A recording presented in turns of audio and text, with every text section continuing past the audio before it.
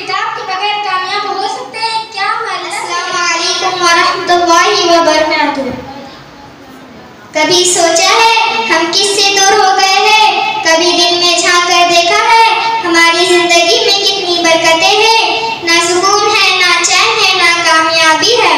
ہم نے جس ہدایت کے چراغ کو تھاما تھا آج اسے طاق پر رکھ دیا ہے، سجا لیا ہے، لپیٹ لیا ہے، مگر پڑھا نہیں، سمجھا نہیں، اپنایا نہیں۔ میں بات کر رہی ہوں قرآن پاک کی۔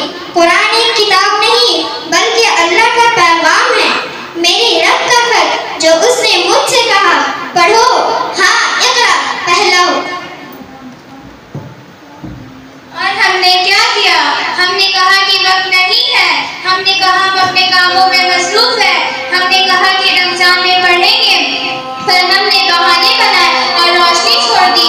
پتہ ہے ایک صحابیہ رضی اللہ عنہا فرماتی تھی ہم اپنے بچے کو قرآن ایسے سکھاتے تھے جیسے ایمان سکھاتے تھے، اور آج نہ ہمارے بچے سورہ فاتحہ جانتے ہیں اور نہ ہی سورہ اخلاص، بس موبائل جانتے ہیں، قرآن نہیں۔ کبھی آزما کر دیکھو، روز صرف 5 آیت قرآن کی تلاوت کر لو، اللہ کی قسم تمہارے دن بدل جائیں گے، دل نرم ہو جائے گا، گھر میں برکت آ جائیں گے، راتوں کو نیند میٹھی ہوگی۔ قرآن صرف آخرت نہیں دنیا کی بھی کامیابی ہے۔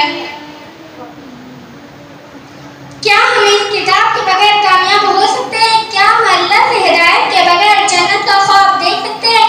کبھی کسی آفت کو بغیر پڑھے چھوڑا ہے؟ نہیں نا، تو پھر اللہ کے پیار بھری کتاب کو کیوں چھوڑ دیا؟ آئیے آج سے عہد کریں، روز قرآن کھولیں گے، چاہے صرف 5 منٹ بچوں کو قرآن دکھائیں گے، ناتا نہیں سمجھ کر۔ جمعہ کو صرف صفائی کا دن نہیں بلکہ قرآن کا بھی دن بنائیں گے۔ قرآن کو سینے سے لگا کر واپس آ جاؤ قرآن کی طرف۔ تم بھٹک رہے ہو وہی تمہیں راہ دکھائے گا، تم اندھیرے میں ہو وہی تمہیں یہ روشنی دے گا۔ اے اللہ ہمیں قرآن سے محبت عطا فرما اور ہماری دلوں کو قرآن کی روشنی سے بھر دے، آمین۔ قرآن پاک ہے دل کا سکون کتنا، قرآن پاک ہے دل کا سکون کتنا، جو اس کو چھوڑ دے خالی خالی رہتا۔